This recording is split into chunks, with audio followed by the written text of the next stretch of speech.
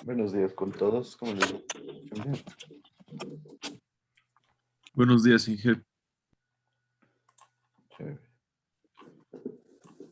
A ver, empecemos con la lista. Está Juan Sebastián Altamirano,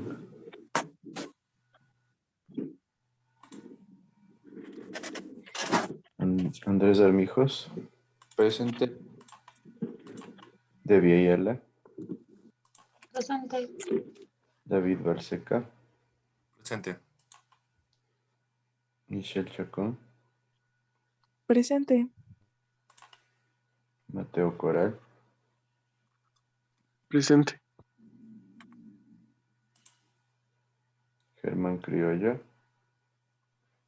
Presente, Inge. Ariel González, Presente, Inge. Iván Gordillo, Presente.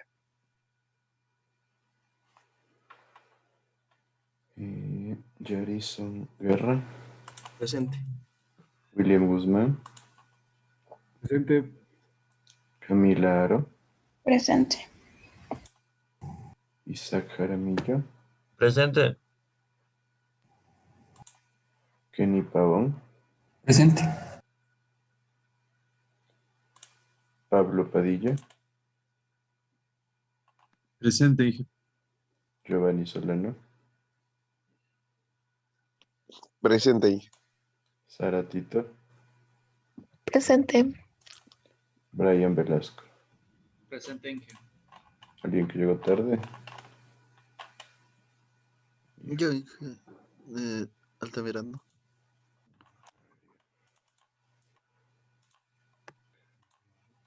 Listo. Bueno, con ustedes no se olviden, quedamos que el examen sería el día jueves siguiente.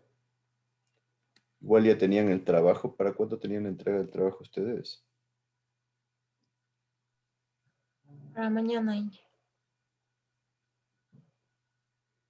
Mañana, ¿no es cierto? Entonces, todos tienen claro lo que tenían que hacer. No hay ninguna duda.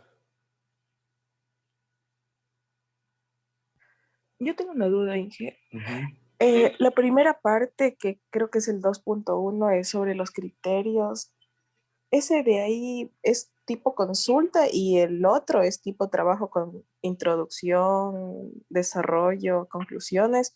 Y el primero solo le hacemos tipo consulta o ambos son juntos un solo trabajo. No, la una parte va a las consultas y el otro como trabajo. En cuanto a la organización, el que es trabajo sí debería tener un poco más de detalle y la consulta puede ser un poco más simple, sí, no habría problema con eso. Ah, ya son separados, ya, Inge. Eso era. Gracias. Sí. ¿Alguna otra duda?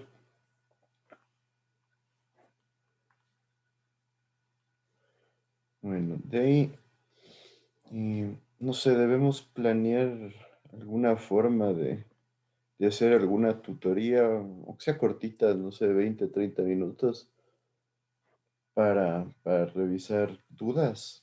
Eso por requisito de la universidad. Entonces, ¿cuándo podríamos organizar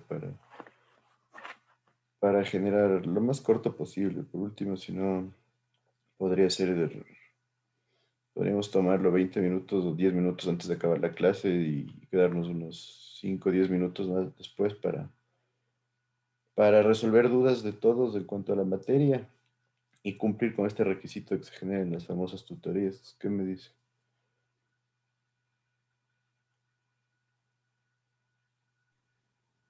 Podría ser el viernes, o sea, el día de mañana la tutoría, porque tenemos que dar el examen el próximo jueves. Claro, por eso digo.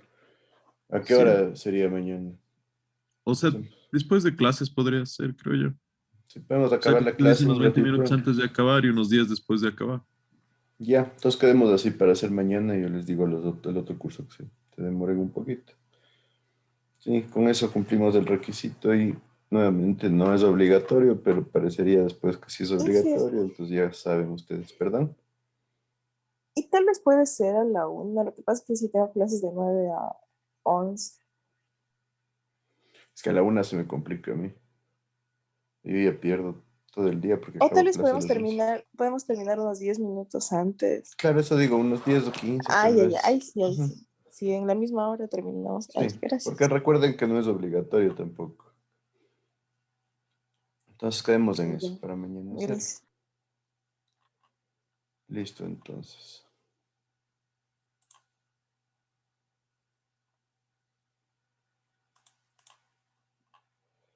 Bueno, aquí está.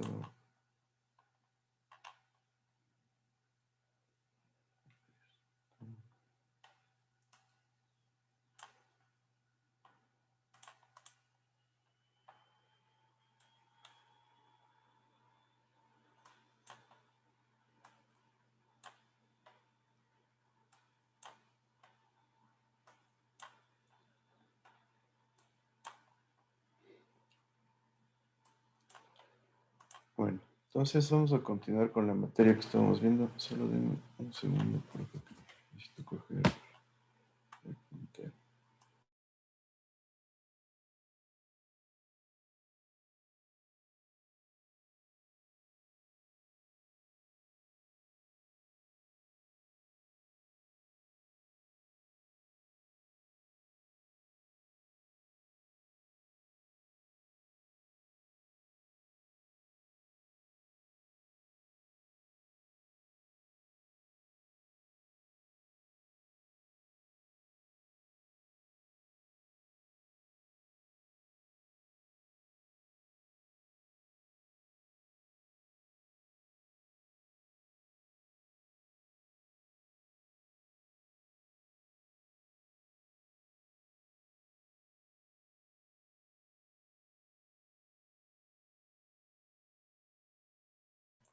Listo, ahora sí, perdón.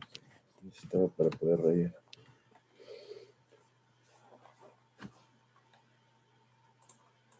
En esta parte del trabajo no lo tomé en cuenta ahorita. Como ustedes ya lo definimos de otra forma. Listo, vamos a hablar ahora sobre lo que es protección en las fuentes. Ya veníamos mencionando un poco, ¿no? Vimos la calidad que tenía que tener el agua en las fuentes. Vimos que los requisitos que se manejan en nuestro país son un poco leves.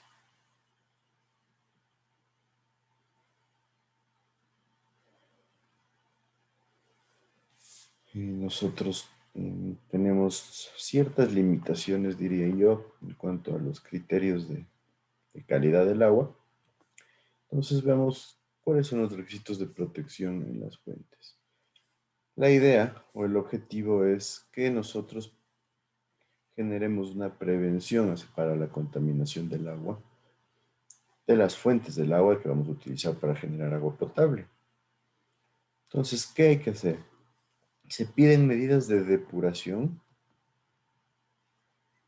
o de limpieza, medidas para reducir los pesticidas, esto es importante.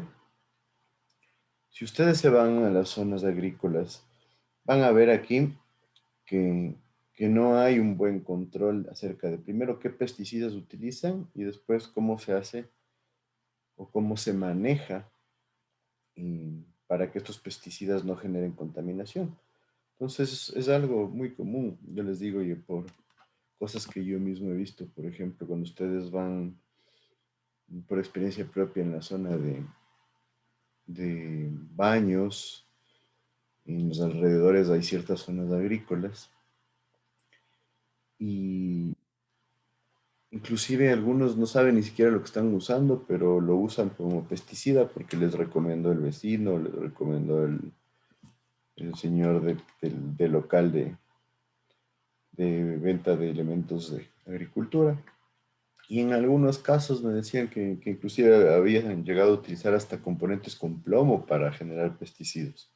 Solo para que se den cuenta de que realmente no hay un buen conocimiento y no hay un buen criterio, ¿no? Teniendo en cuenta que el plomo es un metal pesado que es altamente contaminante y podría ser hasta cancerígeno. Entonces hay que tener mucho cuidado con el control que debería haber, porque los pesticidas normalmente cuando se utilizan en la agricultura terminan en los ríos o terminan contaminando el sistema de riego.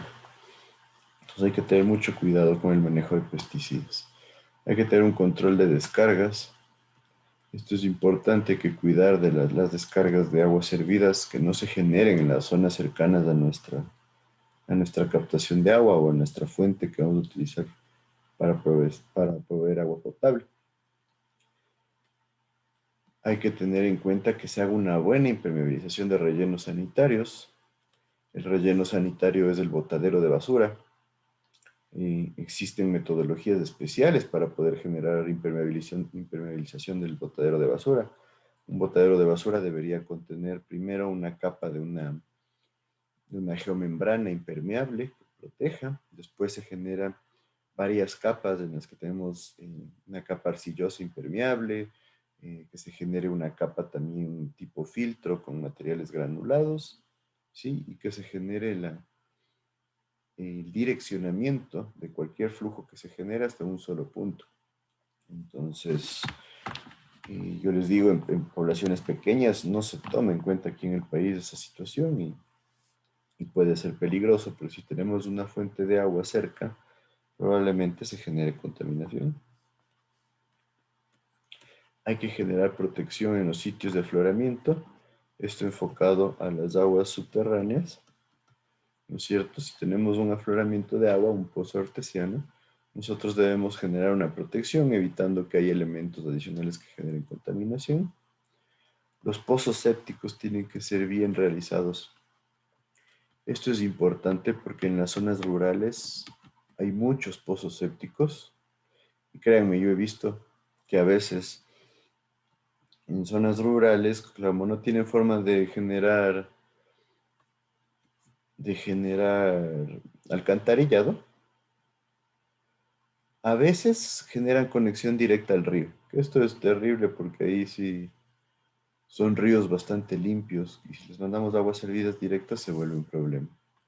Pero otras veces lo que se hace es generar un pozo séptico y al mismo pozo séptico le conectan al río. Y esto también es súper dañino porque empieza a entrar el agua del río al pozo, si es que la conexión no está bien hecha, y después puede volver a salir contaminado. Entonces es lo mismo que nada. Hay que tener bastante cuidado con el tipo de suelo que se hace. Por ejemplo, visto en San Miguel de los Bancos, en Pedro Vicente Maldonado, se hace bastante esto en las fincas que están ahora construyéndose por ahí. Y esto sí genera un problema ambiental importante. Entonces hay que ver cómo se hace el pozo séptico y dónde se hace el pozo séptico. Yo les decía, el pozo séptico es una buena forma de generar las descargas de aguas servidas, pero el problema es que hay que ver dónde se lo hace, hay que ver que no hay afloramientos de agua y hay que ver que los estratos de suelo permitan que se genere la filtración hacia el suelo. Entonces es importante esta situación porque... Perdón,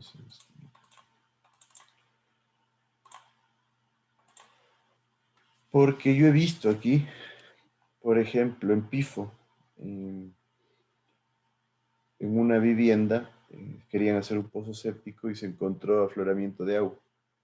Entonces, la recomendación fue, no hay que excavar un nuevo pozo, pero obviamente los costos influyen y el dueño de la vivienda no quiso generar un nuevo pozo.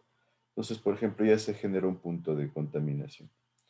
Entonces, todas estas situaciones hay que tenerlas claras y hay que tenerlas en cuenta, porque la línea que puede pasar entre un pozo séptico bien hecho, un pozo séptico que no genere ningún problema de contaminación, versus un pozo séptico mal hecho es muy delgadita. Entonces, no podemos imaginarnos qué hay en el suelo. Normalmente, si van a hacer para un pozo séptico para una vivienda, no es que van a hacer una refracción sísmica para ver qué tipo de suelos hay o si es que tiene un flujo de agua. Entonces, si se genera esta situación, un poco vamos a la ciega, ¿no? Un pozo séptico normalmente va a tener de 10 a 15 metros de profundidad, tal vez podría llegar a 20, 25 en algunos casos. Entonces, sí, es una situación que pasa bastante aquí y que puede generar bastantes problemas. También se nos dice que hay que generar conservación en los bosques. ¿A qué nos referimos con esto? Normalmente en las zonas boscosas nosotros buscamos que, que se pueda generar el escurrimiento sin problema del agua de tal manera que no se afecte. Entonces hay que tener eso en cuenta para definir una fuente de agua. Bueno, la Fundación Natura nos habla de watershare, que en esencia es un concepto que se tiene para el cuidado de las fuentes de agua. Les recomiendo que investiguen un poco. Antes la Fundación Natura en Ecuador generaba bastante influencia, pero yo diría que perdió, no sé qué pasó realmente con Fundación Natura, pero perdió un montón de espacio. Antes era siempre metida con todas las políticas en busca de la mejora de la naturaleza, pero realmente hubo alguna situación ahí desde el punto de vista administrativo y se limitó bastante. Pero este tipo de programas como Watershare es interesante porque generan acciones para la protección de fuentes de agua. Las políticas públicas son importantes, ¿no es cierto? Ya vimos que aquí en Ecuador sí nos fuimos un poco por el lado de la parte legal, ¿no es cierto? El agua se volvió un derecho, ¿sí? La naturaleza también tiene derechos, entonces hay que protegerla. Pero cuando ya se aplican las políticas públicas, o sea, ya la forma de ejecutar la, la guía para que se cumplan estos requisitos legales, sí tenemos una limitación. ¿Qué me dicen ustedes? ¿Qué podríamos decir acerca de las políticas públicas que manejamos nosotros para una protección de las fuentes de agua?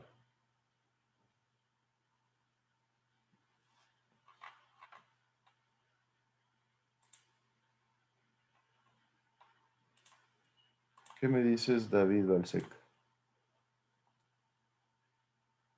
Inge, disculpe, ¿podría repetirme la pregunta? Estoy un poquito mal del internet, se me traba. ¿Qué crees acerca del diseño de políticas públicas aquí en el Ecuador enfocado a proteger las fuentes de agua? Pienso que no tienen, se puede decir, como que las medidas adecuadas. ¿En qué sentido? ¿Qué dirías tú? ¿En dónde estamos fallando si no son adecuadas las medidas? O sea, en no tener como... mm,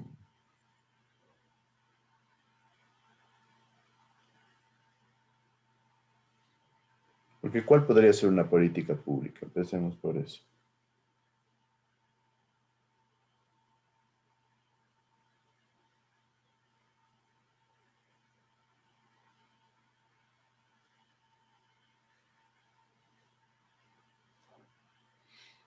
¿Qué crees? ¿Tienes claro lo que es una política pública? no mucho, Inge. Una política pública es como una guía para tomar acciones que debería generar el gobierno o gobiernos locales o provinciales que busquen resolver los problemas. Entonces es una forma de generar un camino para resolver los problemas. Entonces una política pública, por ejemplo, en otros países se va a reutilizar o sea, el 20% del agua que se utiliza como agua potable va a ser reutilizado. Entonces se genera esa política pública y la empresa que provee agua tiene que cumplirla. Entonces va a utilizar el 20% de agua como reciclada para utilizarla para proveer agua potable. Por ejemplo, una política pública que es interesante para reducir lo que es consumo de energía en varios países europeos y en Australia es que todas las construcciones de vivienda nueva tienen que tener un rating de 5 estrellas en Energy Rating. ¿Qué significa eso? Que tienen que cumplir todas las normativas para llegar a 5 estrellas en Energy Rating. Entonces, por ejemplo, eso le obliga a que para que te puedan dar una licencia de construcción, tú tengas que generar instalación de paneles solares o luces de bajo consumo o sistemas que tengan detección de movimiento, por ejemplo, para reducir consumo eléctrico. Lo mismo, para agua se puede dar la misma situación. Nosotros podemos generar un sistema en donde se obligue a que se genere una recolección de aguas lluvias y aguas grises, y esas aguas grises se traten para generar riego de jardines, por ejemplo. Yo, ahorita que ya entendí lo que significaba políticas públicas, pienso que en Ecuador no es tan acreditado más que todo porque creo que la mayoría de políticos, como se dice, no les interesa mucho este tema, más se enfocan en lo que son vías para generar supuestamente mm, para más que todo llamar la atención y poder así obtener el voto de las personas cuando se postula. Pero creo que este tema casi no es muy explotado de buena forma, ya que son pocos los edificios que hay aquí en Ecuador, más que todo en Quito, enfocándonos en Quito, que cumplen, por ejemplo, una certificación LED.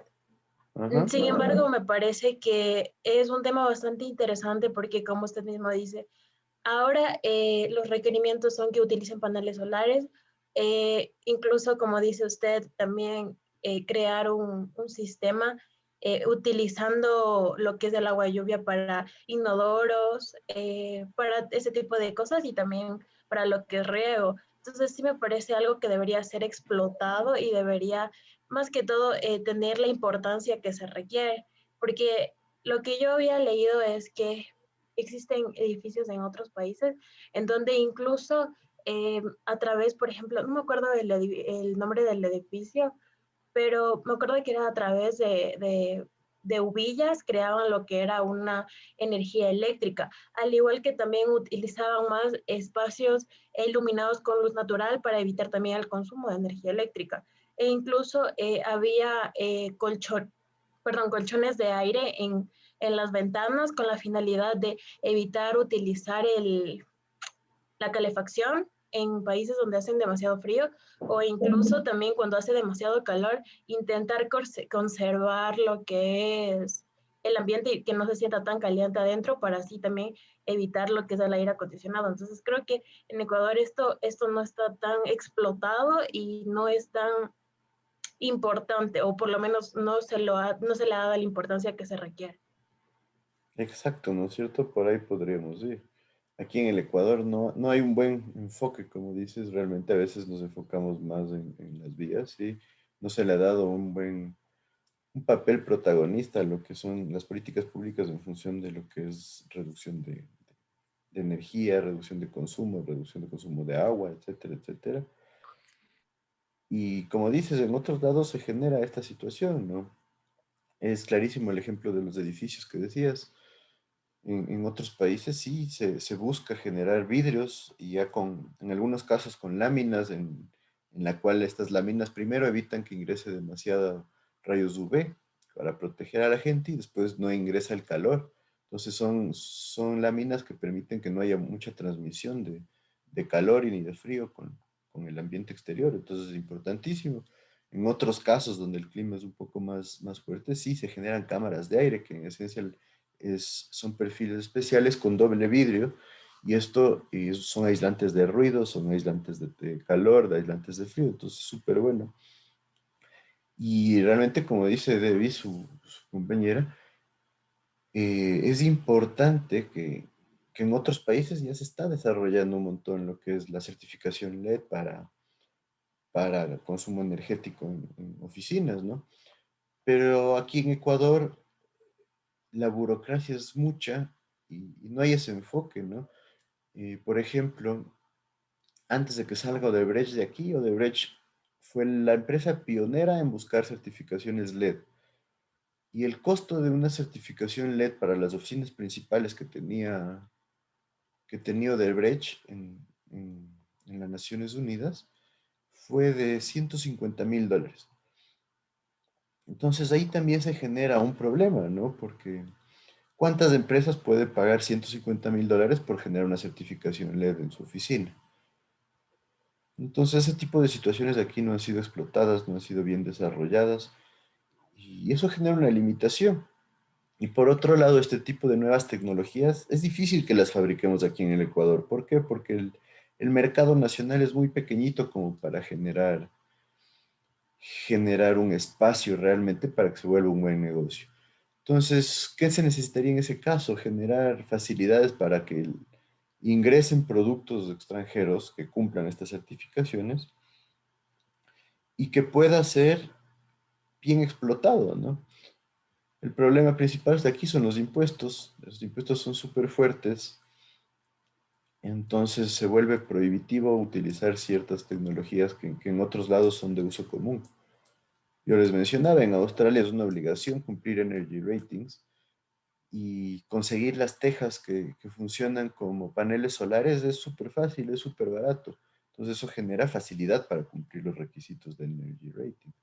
Conseguir sistemas de turbinas eólicas pequeñitas es súper barato.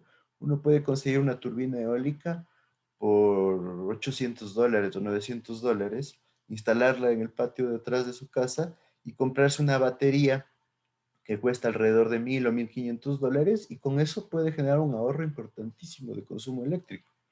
Entonces hay esa tendencia a nivel internacional, pero aquí en Ecuador se vuelve demasiado complicado, ¿no? Y tal vez se deba a que como Ecuador es un país prácticamente bendecido y tenemos bastantes efluentes de agua o tenemos un clima que no pasa a, a temperaturas bajo cero demasiado extensas como es en otros países, entonces no hemos visto la necesidad de cubrir ese tipo de tecnologías, entonces y aparte que no tenemos el dinero también, entonces, también eso debe ser un punto del por qué las políticas públicas aquí en el Ecuador no se rigen en ese ámbito, porque no han visto la necesidad, así como una persona que lo tiene todo no ve la necesidad no sé, de inculcarse o de buscar, porque ya tiene las facilidades. Entonces, cuando una persona necesita, como los Países Bajos o los países que no tienen agua, sí, que se dedican a incluso a, como se decía, desalinizar el agua del mar. Entonces, tal vez por eso es como que Ecuador no ha visto esas necesidades y también es un punto del porqué de las políticas públicas aquí, aparte del dinero y la parte, aparte de la parte de que sea eh, la política que es aquí corrupta. O sea, también creo que ese es un punto. Sí, me parece que también es bastante válido, ¿no? Nosotros tenemos bastantes facilidades, tenemos bastantes recursos. Realmente nosotros aquí tenemos todo tipo de recursos, pero no somos pioneros en nada y eso sí es un problema. Entonces, como dice su compañera, no tenemos falta de algún recurso y eso genera que nos volvamos cómodos en esencia. Y es lo que pasa. Si ustedes pueden analizar los países que han generado innovaciones importantes, son los países que han tenido problemas. Una de las innovaciones más importantes que se ha generado en función de lo que es cuidado del agua fue el riego por goteo, que lo generó Israel.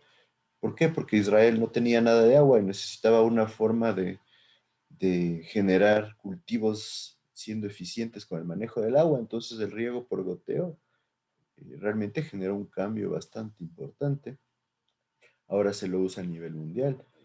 Lo mismo, la necesidad de ciertos países, como mencionaba su compañera, para reducir el consumo de agua, eh, ha llevado a generar tecnologías importantes en lo que es tratamiento de aguas grises, tratamientos que se pueden hacer en una vivienda para obtener aguas, prácticamente agua potable de las aguas grises, es interesantísimo. Por otro lado, la falta de agua generó que la desalinización se logre y cada vez se va abaratando el costo del tratamiento de la desalinización. Entonces se van generando nuevas tecnologías. No sé si vieron ya al fin un trabajo de, yo creo que al menos 10 años, y Bill Gates con su fundación generó ya por fin, o lanzó por fin el inodoro que no utiliza agua. Es interesantísimo. Y ese inodoro que lanzó Bill Gates, que era enfocado para su uso en zonas donde no hay alta disponibilidad de agua, iba de la mano con un sistema de tratamiento que todas las excretas que generaba y que se manejaban con ese inodoro llegan a ser tratadas y genera agua. Ya se obtiene un agua tratada al final del proceso y esa agua se la puede reutilizar. Entonces es un esquema bastante interesante, bastante novedoso, que podría generar una apertura para reducir dramáticamente el consumo de agua. Porque si ustedes se ponen a ver, el inodoro y la ducha son los elementos que más agua gastan. Una descarga de agua en el inodoro tiene 1.2 galones, son más o menos 6 litros por descarga. Una persona promedio debe utilizar el inodoro alrededor de entre 4 a 6 veces al día. Entonces estamos hablando de 25 litros de los 160 o 200 que deberíamos utilizar nosotros, se van solo en el inodoro. Entonces, si reducimos esto, o sea, estamos hablando de más o menos del 15%. Podría ser un ahorro importantísimo de agua. Y el otro es la ducha, donde realmente una ducha larga puede gastar 80, 70 litros. Entonces, realmente ahí hay que ver qué acciones se puede tomar. Y el agua que sale de una ducha no es contaminante. Por eso en muchos lugares esa agua se reutiliza, se lleva a una cisterna, se le da un tratamiento leve y se la reutiliza en el inodoro. Es una forma bastante interesante de generar eficiencia. No es complicado, si ustedes se ponen a analizar, no es demasiado complicado. Claro, aquí en Quito partimos de que tenemos un alcantarillado combinado. Eso es un problema gravísimo y no sé si hay alguien que esté dispuesto a invertir en eso para empezar a generar un cambio. Pero normalmente es algo común en las ciudades que tengamos un sistema de alcantarillado separado para lo que es aguas hervidas y aguas lluvias.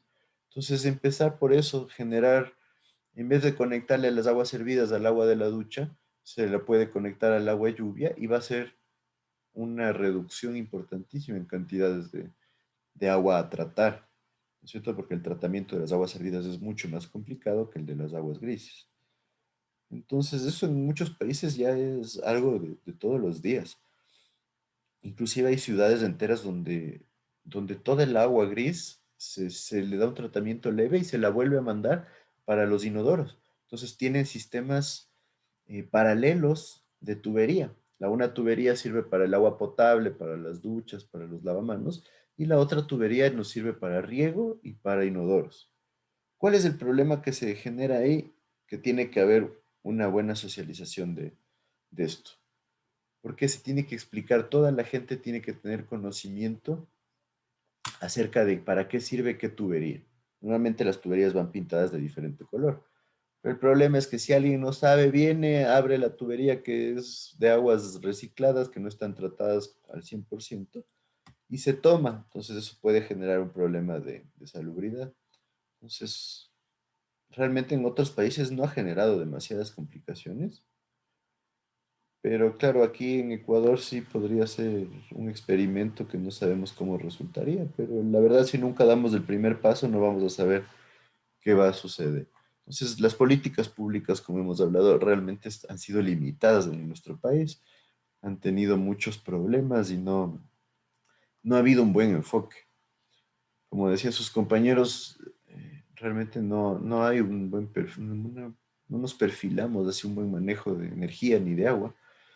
Y yo les decía antes, hace varios años hubo una campaña súper importante aquí en Quito para reducir el consumo de agua. Me imagino que también iba de la mano con que no teníamos mucha agua, ¿no?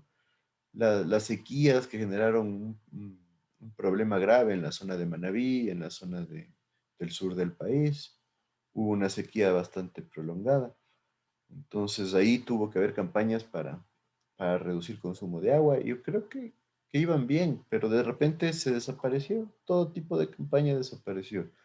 Entonces eso es una limitante porque yo creo que se lograron cosas bastante importantes. Ya les menciono algo bastante típico, era que la gente iba con manguera a barrer prácticamente las veredas. Entonces era así por no usar la escoba, manguerear las veredas. Eso gasta una cantidad impresionante de agua. Creo Entonces, que si no hay otro ese enfoque, punto, ¿perdón? perdón que le interrumpa, creo que otro punto igual, que, o sea, por lo que no, las políticas públicas no se han tomado mucho en cuenta en Ecuador es la falta de conocimiento. Nosotros como personas que estamos estudiando lo que es sanitaria, entendemos un poco mejor de este tipo bueno, de la importancia de lo que es el reciclar el agua prácticamente. O sea, darle un nuevo uso a un agua que prácticamente no está contaminado.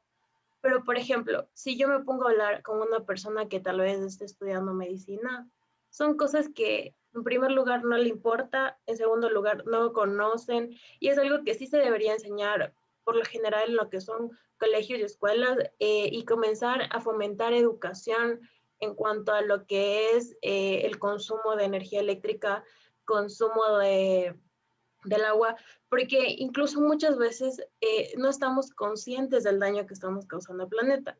Y justamente ayer me acabé de dar cuenta cuando en Impacto nos hicieron hacer una encuesta con el Ministerio de Medio Ambiente, y en realidad nosotros como seres humanos tenemos muchas malas costumbres, pero no estamos conscientes del daño que hacemos. Entonces creo que es algo en que sí también debería erradicar en cuanto a la educación y enseñar a las personas la importancia de conservar y reutilizar el agua. Entonces, es algo que sí se debería tomar en cuenta, y también darle la importancia que se lo merece, ¿no? Porque muchas veces es como que no me afecta, lo ignoro. Entonces, es como que no es algo positivo para nosotros mismos que tal vez a futuro nos esté afectando.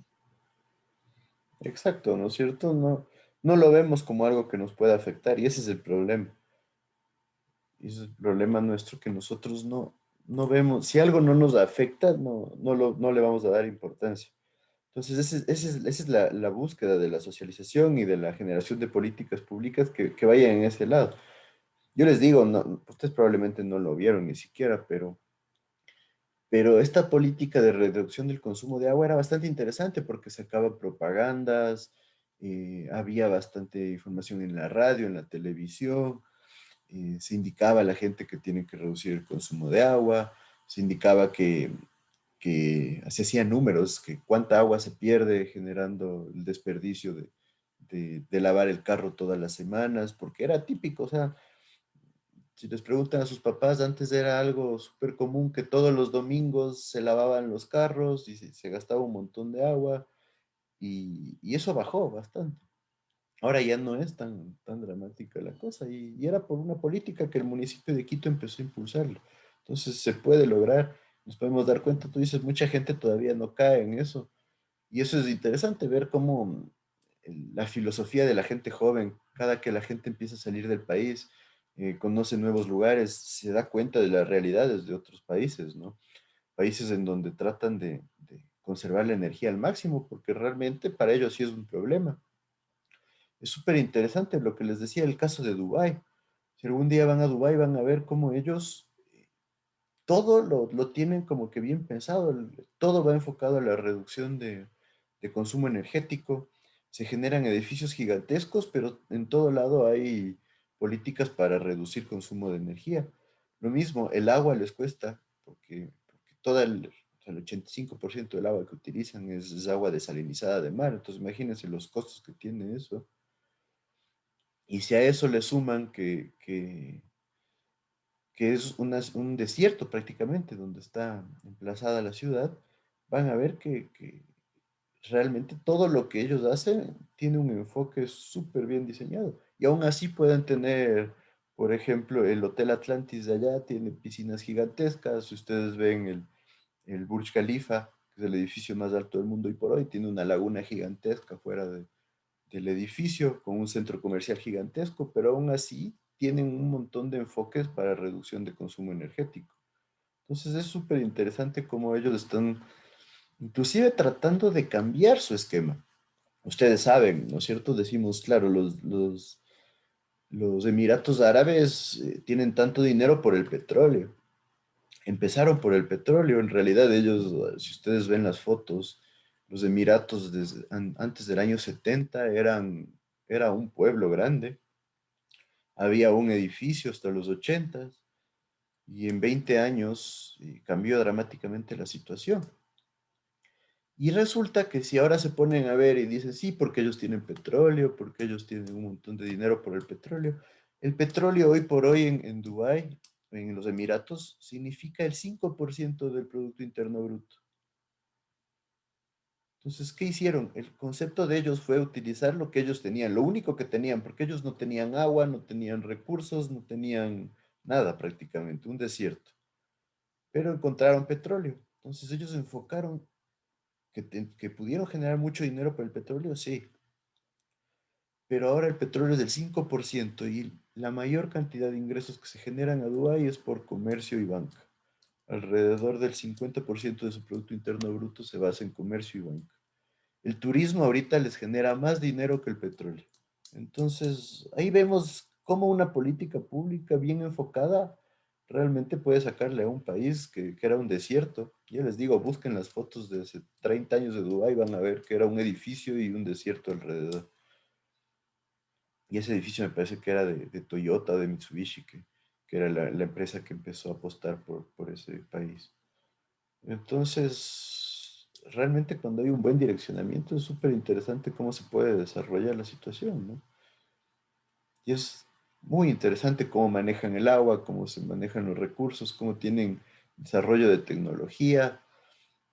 Y los Emiratos Árabes tienen una diversidad súper interesante. Ellos llegaron a un punto que es un país árabe, un país con mayoría musulmán, en donde realmente no tienen ningún tipo de problemas de discriminación. Ellos están orgullosos de decir que son el país más abierto, podría ser, o integrador de toda la región. Entonces es súper interesante cómo un buen manejo puede llevar a generar cosas bastante interesantes. Entonces, ahí si quieren investiguen, van a ver cómo las políticas que han manejado ellos han llevado a situaciones de desarrollo impresionantes. Y por otro lado, tenemos el manejo de áreas protegidas, es importantísimo. Aquí en el Ecuador tenemos un montón de áreas protegidas, ¿no es cierto? Los parques nacionales, la mayoría de parques nacionales tienen bastante agua. Ustedes ven por todo lado, tenemos parques nacionales importantes y todos los parques tienen ríos, tienen lagunas, tienen humedales. Entonces es bastante lo que tenemos en cuanto a recursos. La protección que se le da no es la mejor.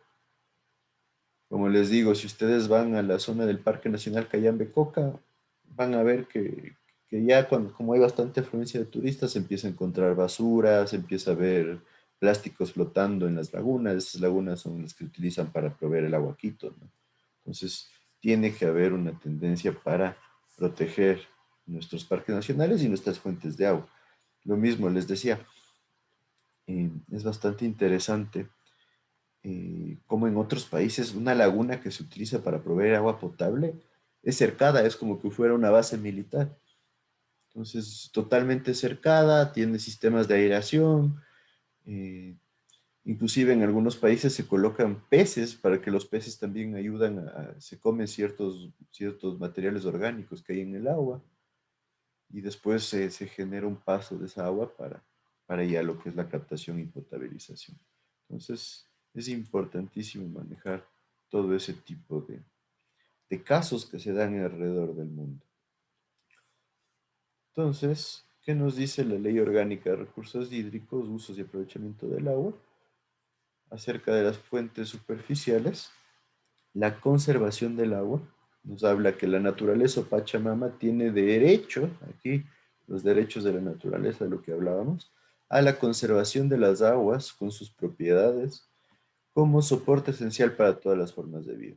Entonces, claro, el agua tiene derecho, o la tierra más bien dicho, la naturaleza tiene derechos, ¿sí?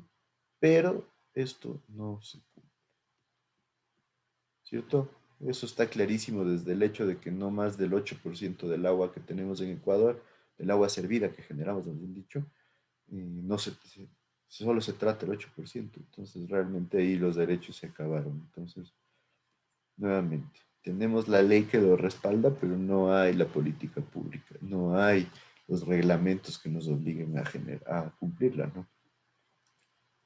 En cuanto a la protección de las fuentes, nos dice que las zonas de captación, regulación, recarga, afloramiento, causas naturales, etcétera, etcétera, tienen que ser protegidas, no se cumple del todo.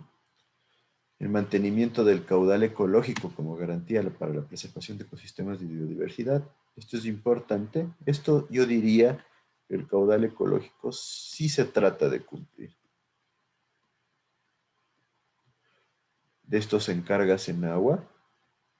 Ahora que la quieren desaparecer, habrá que ver si el Ministerio del Ambiente está en la capacidad de cumplir las mismas funciones, porque obviamente no es lo mismo tener una secretaría dedicada solo a lo que es el recurso hídrico versus que el Ministerio del Ambiente lo tome dentro de sus funciones, ¿no? Habría que ver cómo se maneja.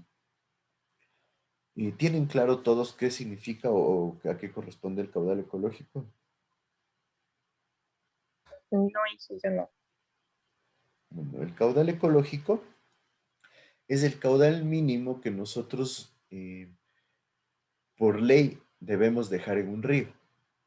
¿Sí? O sea, tenemos un río, ¿no es cierto? Y este río tiene su caudal mínimo, su caudal máximo, su caudal promedio, ¿no es cierto?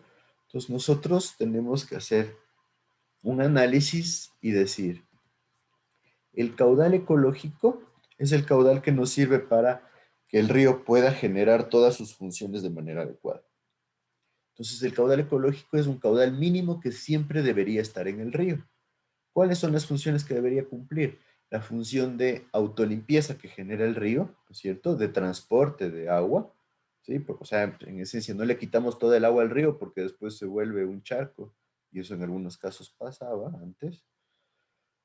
Su función de depuración.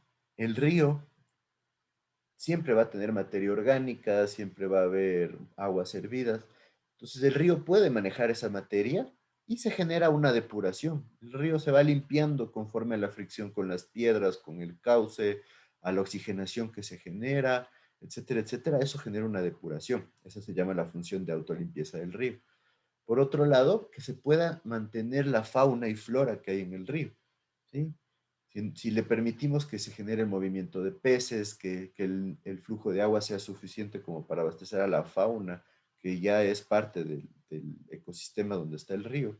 Entonces, todo eso debe poder desarrollarse mediante el caudal ecológico. Entonces, en esencia, el caudal ecológico es un concepto que nos sirve para evitar secarle a un río. Entonces, nos aseguramos que el río pueda funcionar de manera adecuada. Entonces, el caudal ecológico aquí en el Ecuador está estipulado como un 10% del caudal promedio diario anual. O sea, si cogemos los caudales de todo el año del río, sacamos un promedio y de ese le cogemos el 10%, ese va a ser nuestro caudal ecológico. ¿Sí? Así se lo maneja aquí en el Ecuador. Eso estaba dentro, me parece que de una ley antigua aquí y se lo mantuvo siempre. Ahora es parte de la Ley Orgánica de Recursos Hídricos que hay que respetar el caudal ecológico. Entonces sí, no se olviden, nos sirve para que el río pueda funcionar de manera adecuada. Por otro lado tenemos... Inge, una pregunta. ¿Puedes Ajá, repetir el QPDA? No le escuché.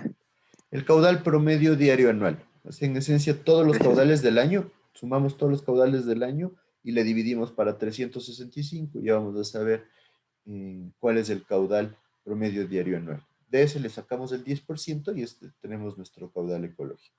¿Está claro ahí? Sí, Tal vez le gracias. podría anotar la fórmula, por favor. ¿Perdón? La fórmula tal vez le pueda anotar, Inge.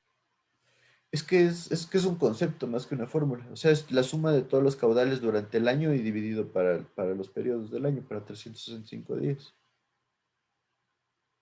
Ya, Inge, gracias. Ujú. O sea, en esencia ustedes van a ver los cuadros, ¿no es cierto? Y van a decir, el día 11 de marzo tuvieron un caudal promedio de 300 metros cúbicos por segundo. El 15 de marzo, tanto, tanto, tinto. Sumamos todos los caudales promedios de todos los días durante el año y le dividimos para 365. Y ese es nuestro caudal promedio diario anual.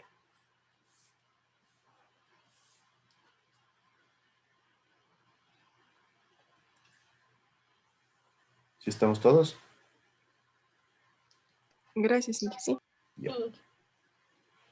De ahí nos dice la preservación de la dinámica natural del ciclo integral del agua o ciclo hidrológico, un poco en el aire, ¿no? La dinámica natural es el funcionamiento de las cuencas hidrológicas. Es muy difícil poder definir el funcionamiento del ciclo hidrológico. Entonces me parece que aquí realmente no, o sea, no se dice mayor cosa. Acá nos dice la protección de las cuencas hidrográficas y los ecosistemas de toda contaminación. No nos dice nada, ¿no? Las cuencas hidrográficas, realmente, ustedes aquí en Quito, que es la ciudad supuestamente que mejor maneja los recursos, si se van a las quebradas principales, van a ver que todavía se producen botaderos de basura, ¿no? Ustedes ven en la quebrada del Chiche, justo en la ruta viva, casi llegando al redondel final de la ruta viva, van a ver que es lleno de basura en la quebrada que va al río Chiche, que es primero una de las quebradas más vistosas porque se les ve de todas partes. Y después tiene viviendas por todo lado y aún así se dan modos para botar basura. Entonces, ¿dónde está la protección de la cuenca hidrográfica, no? En el río San Pedro también vayan a ver, en el río Santa Clara hay camiones que todavía van y por ahorrarse $5 que cuesta el botadero de basura, botan todos los desechos al río. Entonces, imagínense lo que pasa en otras ciudades, ¿no? Si ustedes se van al oriente, van a ver cómo se generan botaderos de basura en todos lados, es un problema.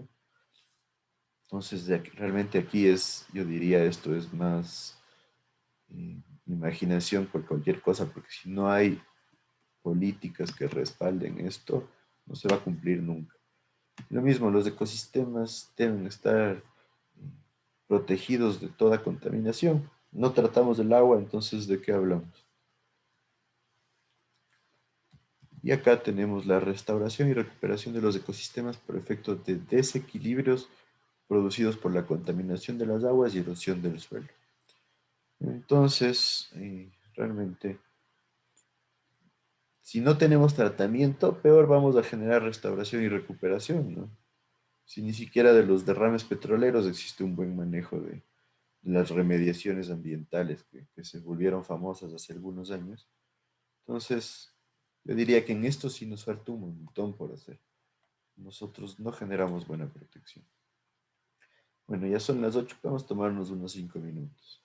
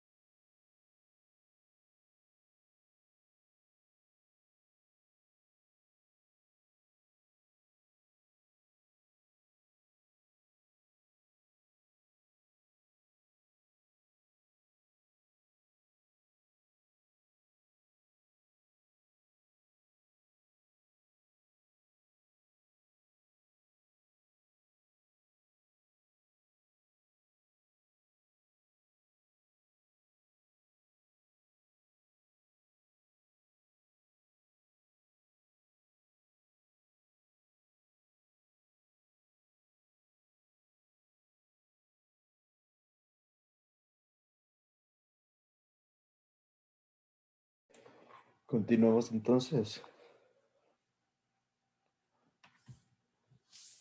¿Me siguen? Sí. Sí.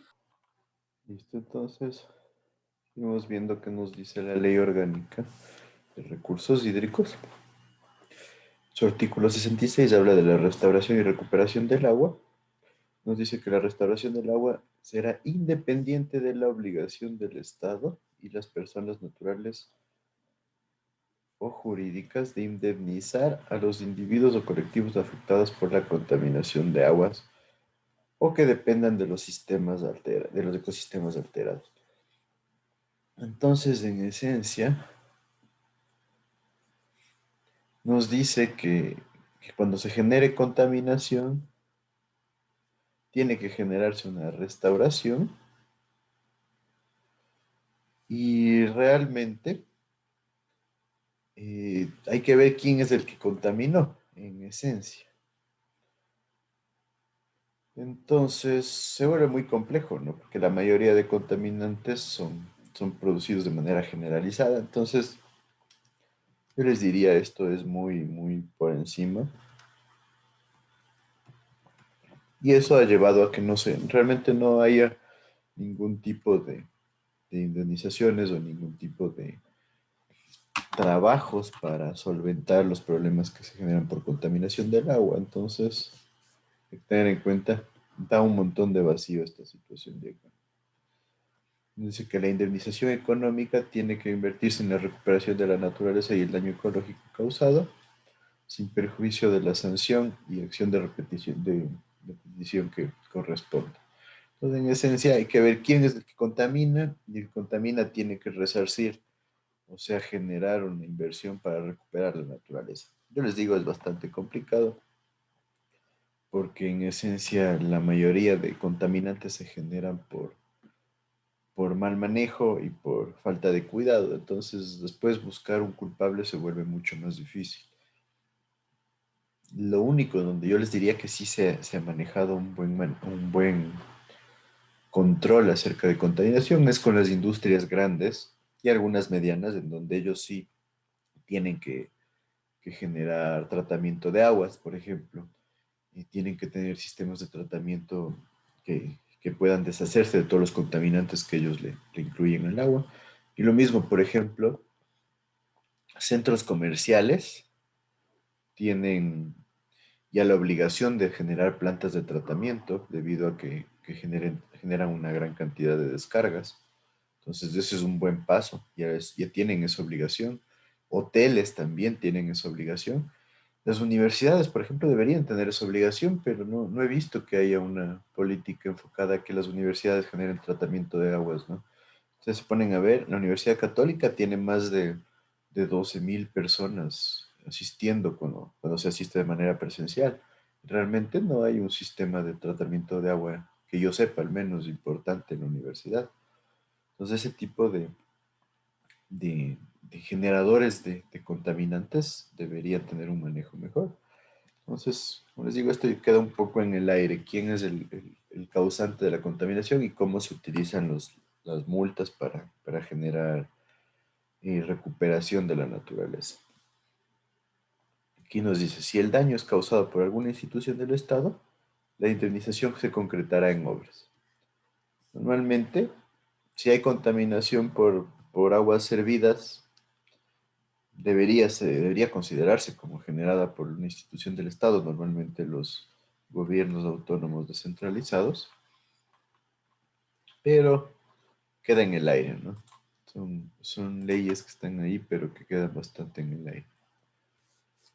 Entonces, hasta ahí, ¿alguna duda acerca de lo que es protección en las fuentes? Como ven, nos falta muchísimo para hacer. Yo les motivo que si alguna vez alguno de ustedes está en algún puesto, ya sea en UNGAD o en el ministerio o en Senagua, si es que sigue existiendo, trate de generar un desarrollo en este caso. Como les digo, es grato ver que varios alumnos ya empiezan a trabajar en algunas instituciones y tienen facilidad de incluir su punto de vista y de generar mejoras para lo que es tratamiento del agua.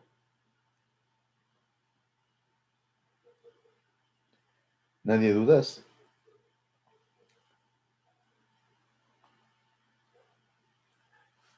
Bueno, entonces vamos a pasar ahora a ver lo que es la demanda de agua. En esencia, la demanda de agua nos va a servir para determinar las bases para el diseño. Entonces nosotros debemos identificar qué cantidad de agua demanda nuestro sistema para poder generar un abastecimiento. Entonces, nos dice que los sistemas de abastecimiento de agua deben proyectarse considerando ciertas características o ciertas situaciones. Primero, que los recursos hídricos destinados al consumo humano tienen la primera prioridad. ¿Qué significa eso? Que nosotros debemos priorizar qué usos le vamos a dar al agua de cualquier fuente. Entonces, primeramente, destinados a consumo humano. Después, preservación y utilización múltiple de los recursos hídricos. Luego, la cooperación y coordinación con los distintos organismos usuarios del agua. Hay que tener en cuenta también que se deben considerar expansiones en los planes regionales y nacionales de desarrollo, lo mismo que hablábamos, ¿no es cierto? Para eso tiene que haber una visión a largo plazo, ¿sí? No puede ser que venga un nuevo gobierno y se cambie totalmente el plan de desarrollo, porque eso genera un montón de trabas, especialmente porque, como les decía, los alcaldes no se eligen el mismo año que los presidentes.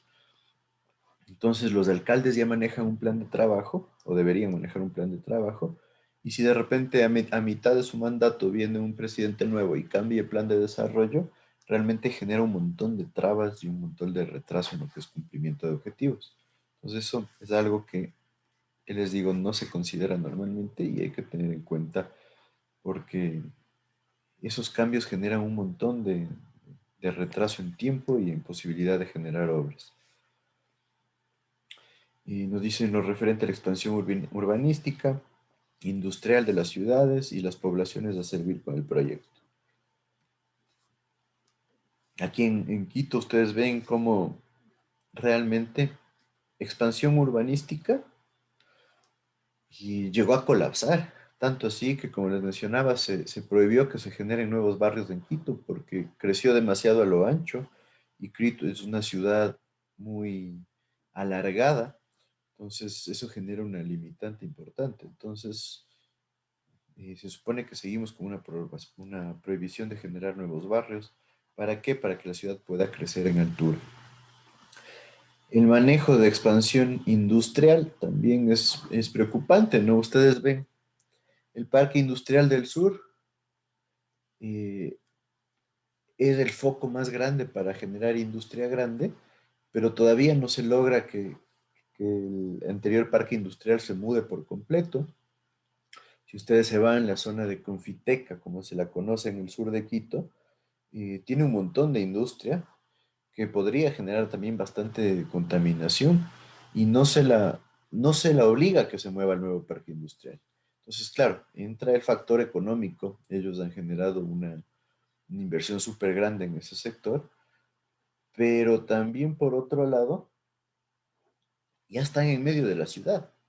Y eso denota que no hubo buena planificación. No puede ser que esté rodeada la zona industrial que debe planificarse con un montón de consideraciones, que ya sea parte de la ciudad ahora. Entonces, eso sí es un problema. Si ustedes se van a la zona de Calderón, pasa exactamente lo mismo. Ustedes ya ven conjuntos de casas por montones en la zona industrial. Eh, si ven, hay una zona industrial en el puente 2 de la autopista, que esa, yo no sé cuál fue la razón para generarla. La verdad me parece que ahí sí hubo algún tipo de corruptela, porque realmente es en una zona que no debería ser industrial. Por otro lado, se van a ver los que conocen la zona del Valle de los Chillos, en donde donde era la hormigonera del Valle. También se hizo una zona industrial solo donde es el terreno de la hormigonera del Valle. Entonces, eso también nos da mucho que pensar. Ustedes se van a la zona de Pintaj, También la vía E35 es zona industrial, pero también se está ya poblando de vivienda. Si van más allá hasta Pifo, en Pifo también tienen la zona industrial que también se está poblando de vivienda. Entonces vemos que no hay un buen desarrollo urbanístico e industrial. O sea, siempre se tienden a mezclar los dos. Entonces, eh, eso nos da un claro panorama de que no generamos un buen manejo de desarrollo urbano aquí en Quito, ¿no? Y por otro lado, las poblaciones que hay que servir con el proyecto tienen que ser consideradas y eso también conlleva costos mientras estén más lejanas. Por eso es la decisión de limitar ya el desarrollo de nuevos barrios en Quito. Entonces nos dice que es aconsejable planificar y diseñar simultáneamente los sistemas de agua potable y alcantarillado. Esto es totalmente lógico, ¿no es cierto? Porque van de la mano, los dos tienen que tener direcciones similares, no se pueden chocar, tienen que tener una distancia suficiente para evitar que si hay fugas de agua potable se genere contaminación. eh, por algún elemento que pueda salir del alcantarillado. Normalmente en el alcantarillado es difícil darnos cuenta que haya fugas. Cuando se tiene duda de que hay fugas, aquí en Quito existe, por ejemplo, un robot que se mete dentro de los conductos de alcantarillado y ese robot evalúa qué es lo que pasa, pero obviamente no puede evaluar toda la red, entonces simplemente se generan evaluaciones cuando hay cierto tipo de problemas o cuando la gente hace alguna denuncia. Entonces, siempre tiene que ir de la mano, agua potable con alcantarillado. Y normalmente en las ciudades ya la tendencia actual es que siempre el alcantarillado sea separado, ¿no? Entonces tendríamos que hablar de alcantarillado eh, pluvial y alcantarillado sanitario. Entonces, en cuanto a la demanda de agua, nosotros tenemos que tener clarísimo que una población se abastece de agua con varios propósitos. Primero, para beber y cocinar, que esto es lo más importante. Lavado de ropa y utensilios. Sistemas de calefacción y acondicionamiento de aire. Esto aquí en nuestro medio no es tan común. Riego de prados y jardines. Aquí sí, nosotros tenemos alto consumo. Ornatos de fuentes o cascadas, también. Fines industriales y comerciales, también. Eliminar desechos industriales y domésticos, las aguas hervidas o aguas negras.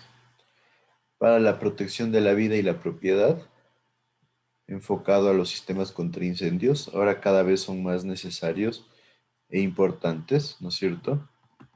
Entonces también es necesario esto. Y en los edificios, ustedes pueden necesitar una cisterna exclusiva para el sistema contra incendios, un sistema de bombeo exclusivo para el sistema contra incendios.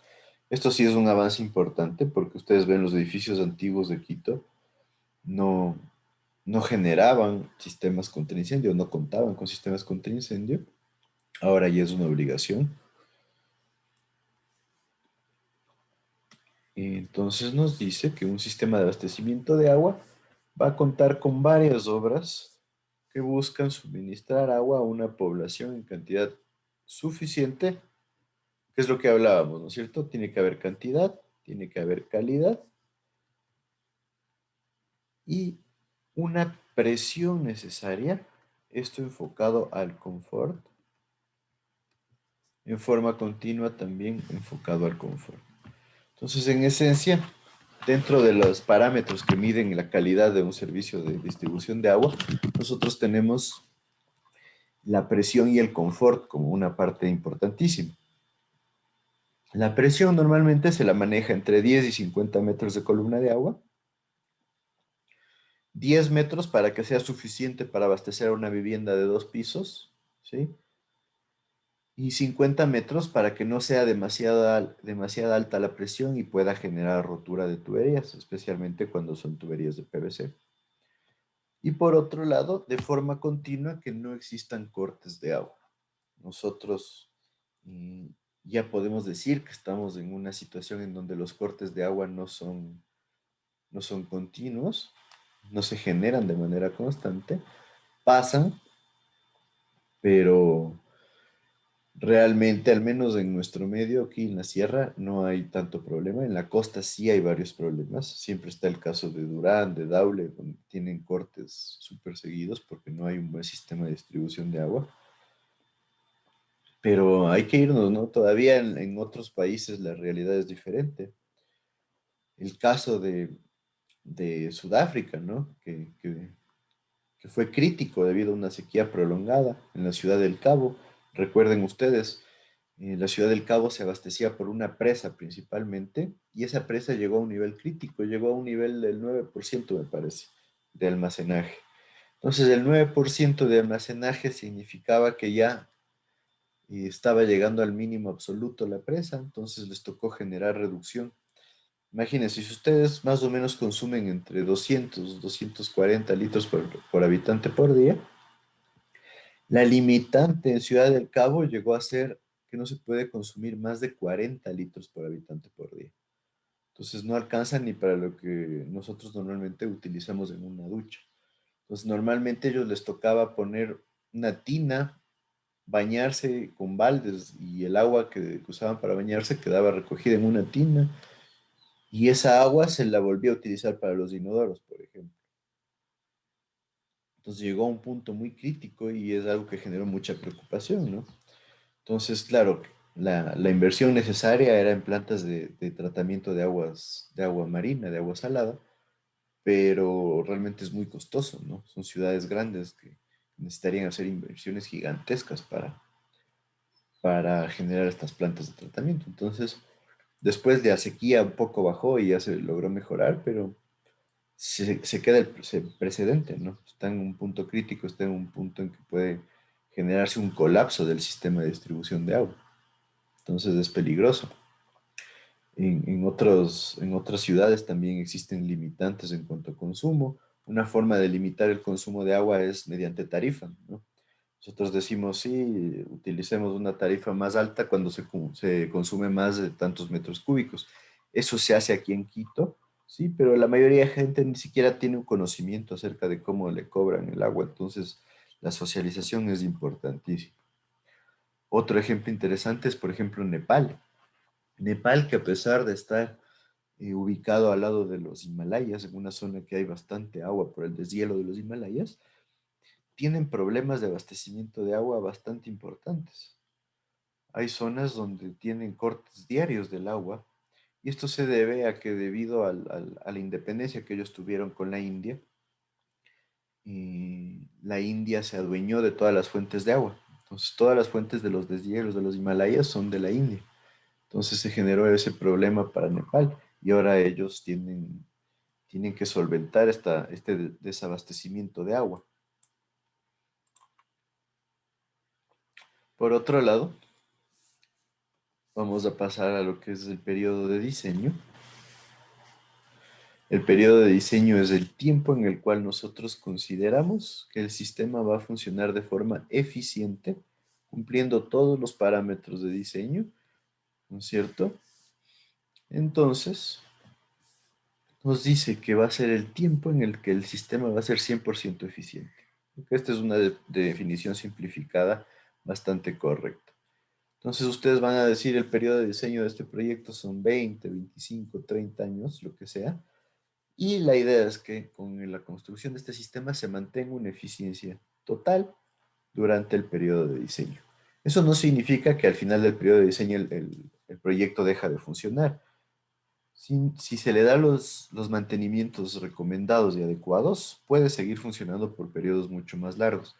Pero hay que tener en cuenta que, que los mantenimientos requieren altas inversiones, ¿sí? Y que nosotros debemos definir el periodo de diseño para poder generar las evaluaciones financieras del proyecto. Entonces, hay que tener eso clarísimo porque ya después se generan, podríamos decir, ganancias del proyecto. Entonces, en cuanto al periodo de diseño, nos dice que los sistemas de abastecimiento de agua deben garantizar la rentabilidad de todas las obras durante el periodo de diseño escogido, lo que les decía. O sea, el proyecto debe financieramente determinarse durante el sistema, durante el periodo de diseño, perdón. ¿Sí? Entonces nosotros todos los gastos que vamos a incurrir, todos los costos de operación y mantenimiento que vamos a calcular, tenemos que analizarlos durante el total del periodo de diseño que hemos escogido.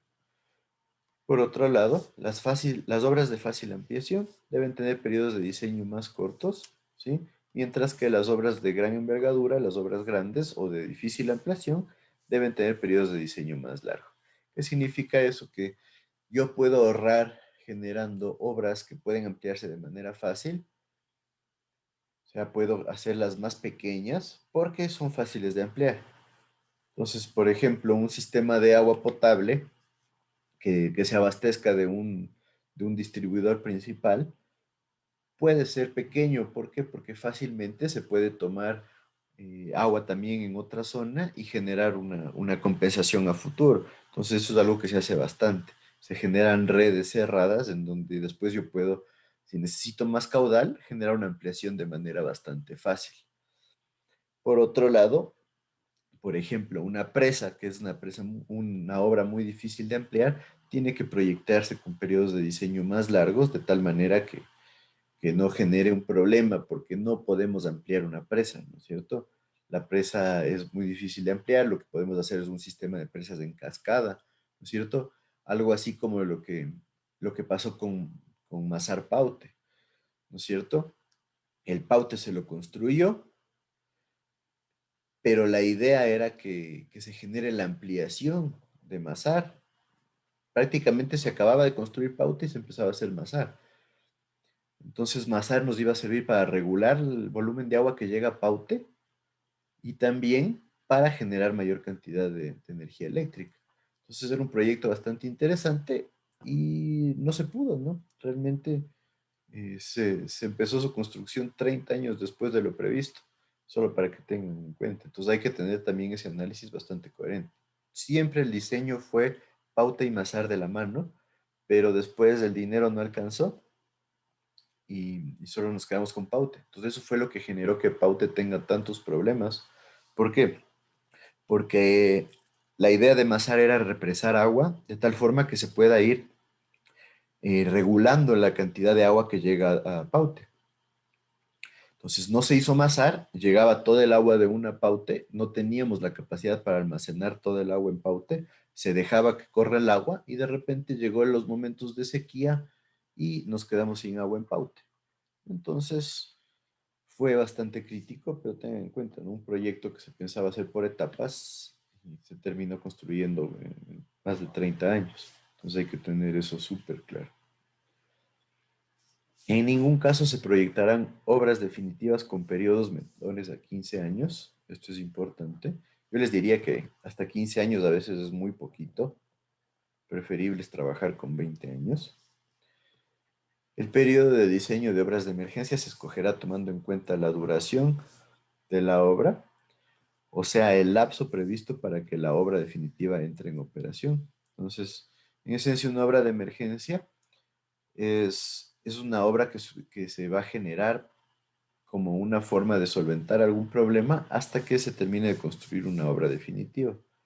Entonces hay que tener en cuenta que si se genera una obra de emergencia hay que definir de manera muy clara cuánto tiempo se espera que dure la emergencia, ¿sí? Esto da lugar a un montón de fallas también, porque a veces se piensa que las emergencias se van a solventar de manera muy rápida y nos quedamos cortos.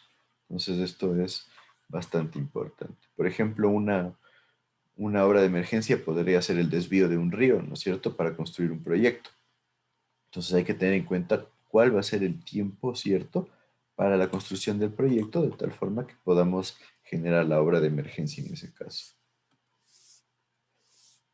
Aquí tenemos la tabla provista por el Código Ecuatoriano de la Construcción,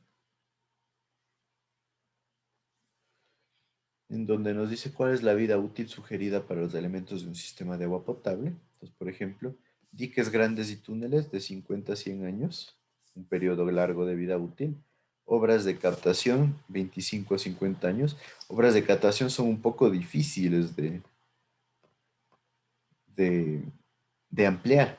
¿no es cierto? Normalmente lo que nos toca hacer es otra captación. Entonces, un periodo correspondiente bastante largo. Los pozos son bastante fáciles de ampliar, entonces tienen una vida útil bajita, de 10 a 25 años.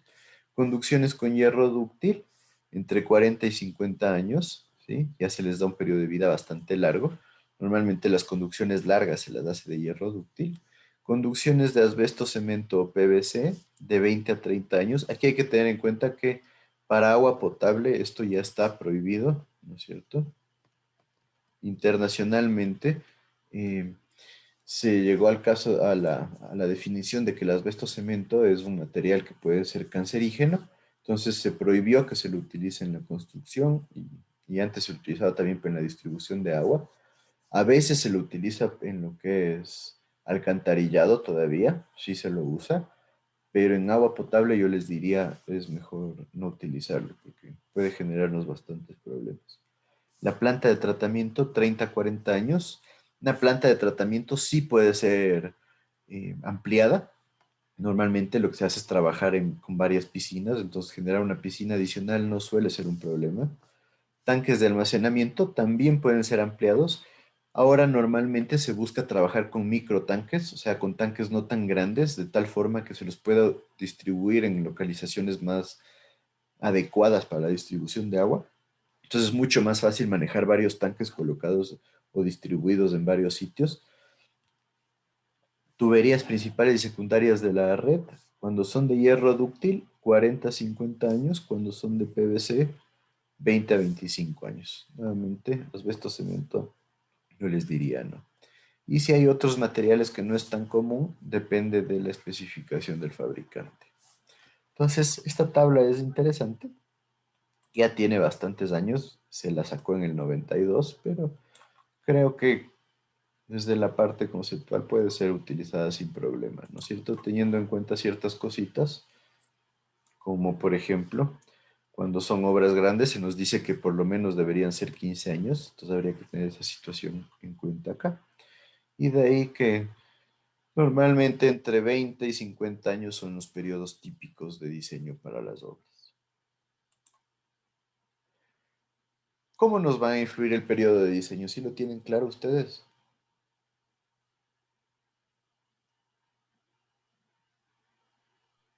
No, Inge. Los periodos de diseño nos sirven primero para determinar cuál va a ser el periodo de retorno que utilicemos nosotros para nuestro sistema, ¿sí? Para tener una base para el análisis. Después, para poder identificar cuál va a ser la población futura a servir. Estamos hablando de agua potable, entonces para el diseño nosotros debemos identificar cuál es la población futura. Entonces, la población futura depende directamente de la vida útil del proyecto, porque nosotros diseñamos el proyecto. Si son 50 años, sería para el 2071. Entonces, ¿cuál va a ser la población futura en el 2071? Saco esa población futura, digamos que sea 1 millón de habitantes, y cada uno me va a consumir 200 litros por habitante por día.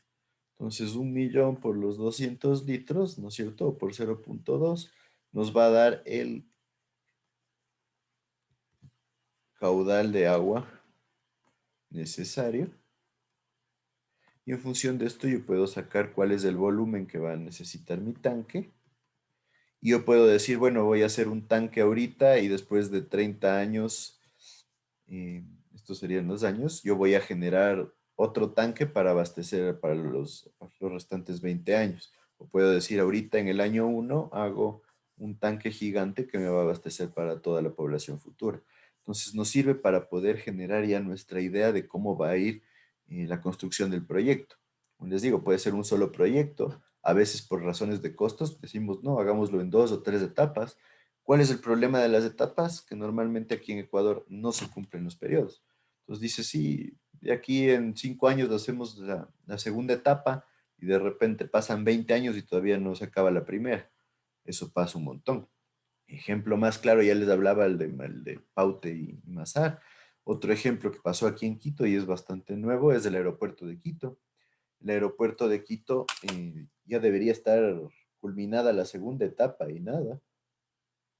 Entonces, me parece, a ver, déjenme ver. tenía ese dato aquí a la mano.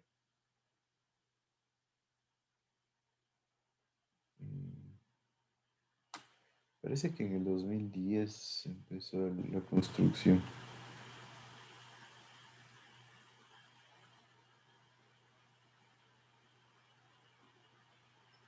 A ver, tenía este dato aquí.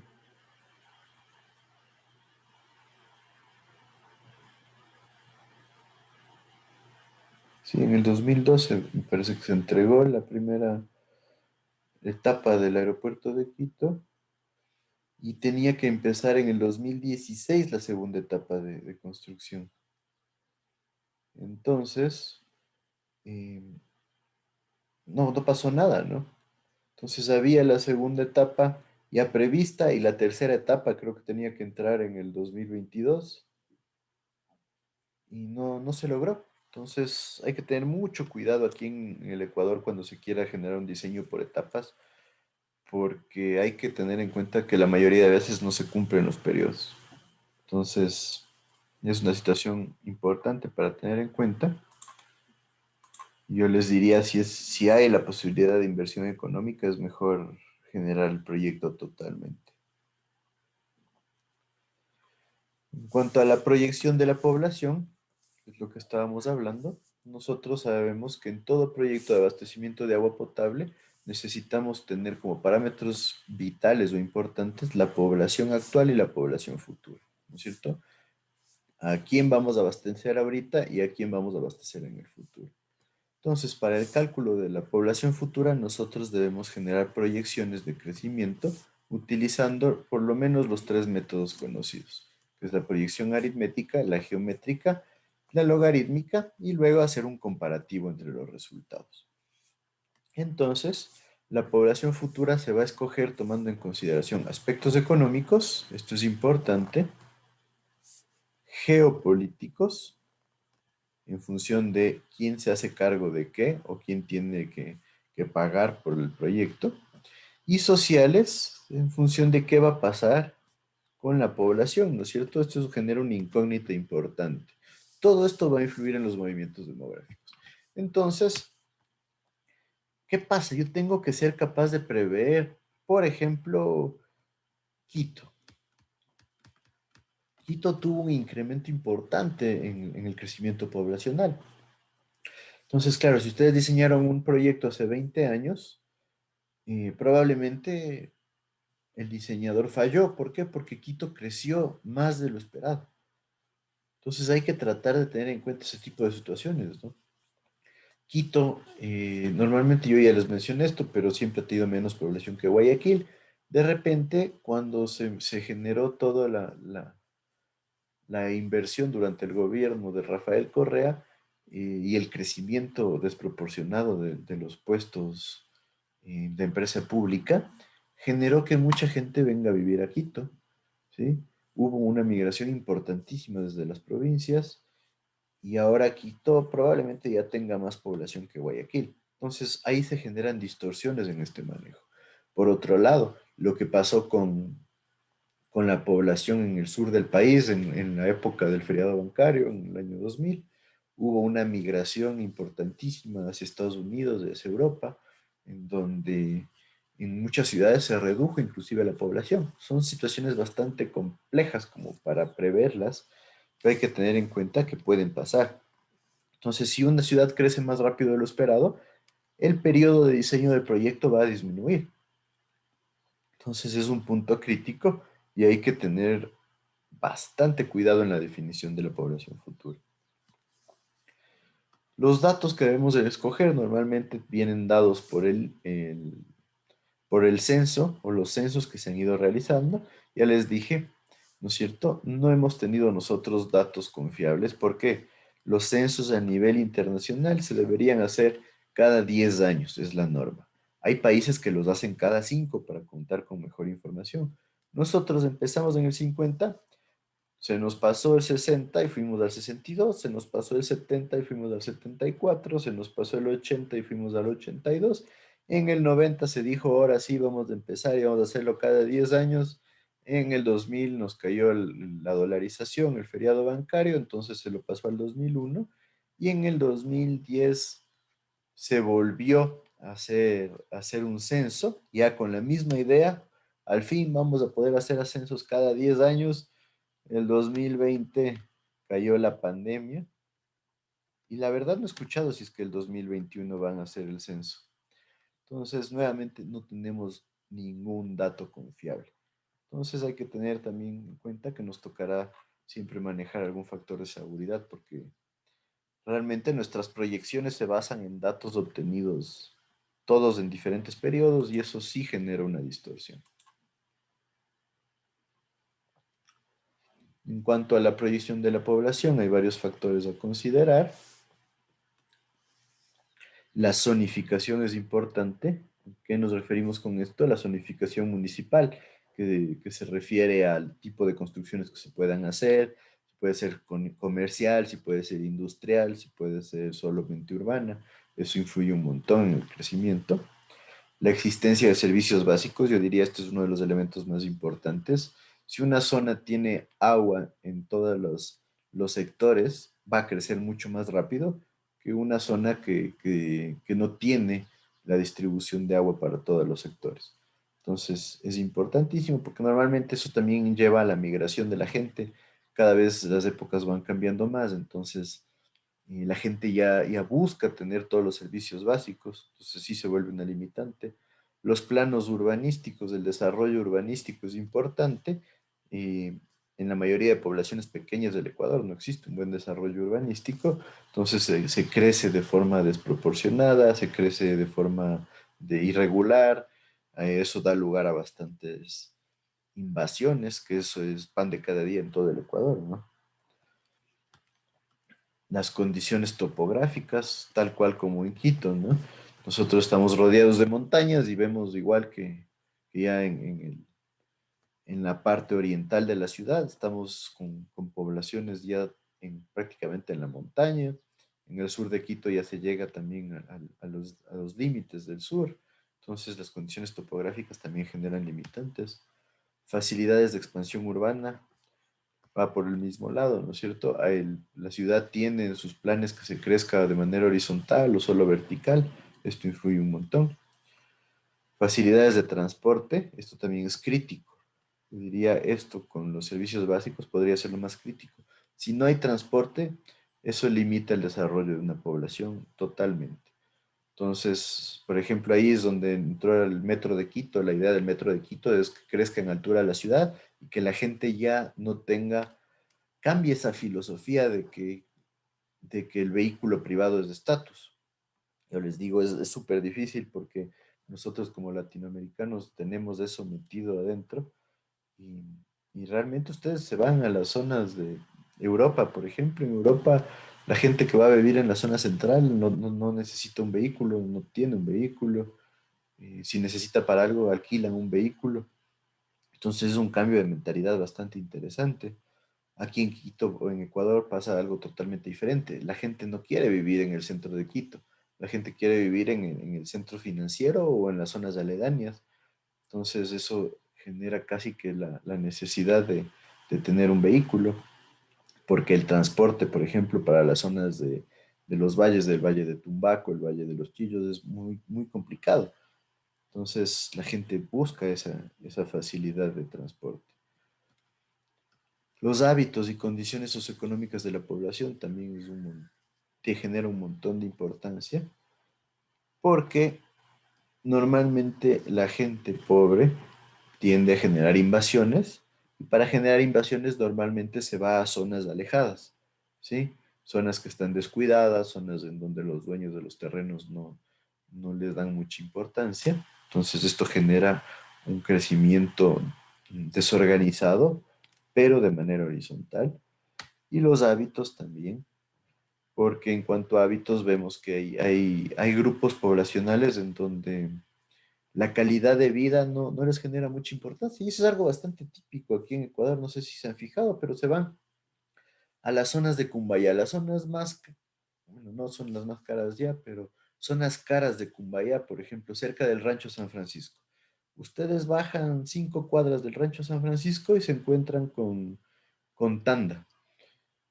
El pueblo de Tanda todavía tiene casas súper básicas, súper pequeñitas, que están mal cuidadas y están en medio de la zona más cara de Quito.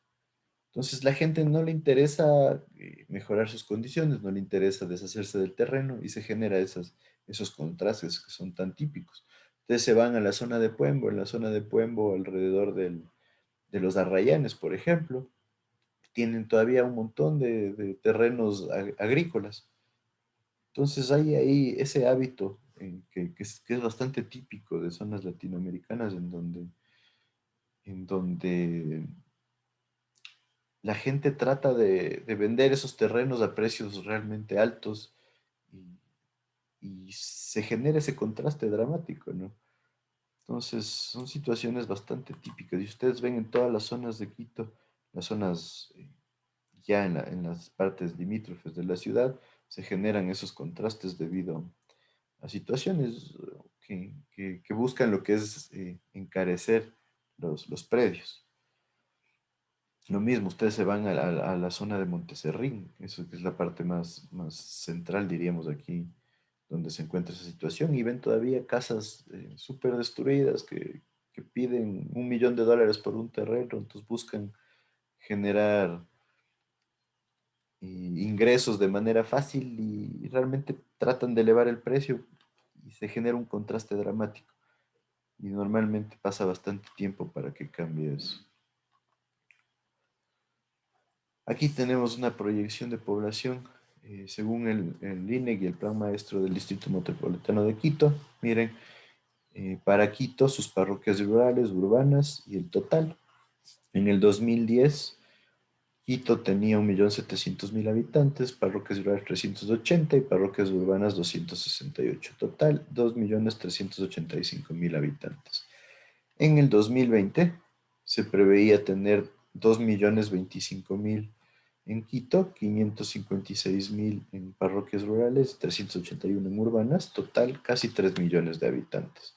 Para el 2030 se piensa llegar a los 3.500.000 y para el 2040 4.200.000.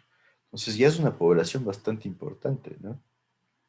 Vemos que hay un crecimiento bastante fuerte. Muchos dicen que nosotros ya pasamos los 3 millones de habitantes, 3.300.000 también. La idea era contar con los datos del censo para evaluarlo y realmente no se pudo. Veamos, ojalá ya se pueda hacerlo para tener ese dato. Entonces vemos el crecimiento. Es un crecimiento bastante importante en la ciudad de Quito. Entonces hay que tener en cuenta que eso sí puede ser peligroso por los servicios que no están bien manejados en la ciudad. Yo les decía, no hay que ver qué pasa con el sistema de alcantarillado en la zona céntrica. Realmente yo creo que podría colapsar cualquier rato. Bueno, creo que aquí voy a necesitar hacer un ejercicio, entonces podemos quedar aquí para el día de mañana hacer estos ejercicios de proyección de la población y avanzar ya para ver cuáles son los 3 métodos. ¿Hasta ahí alguien tiene alguna duda? No, Inge. Bueno, si nadie tiene dudas, nos veríamos el día de mañana.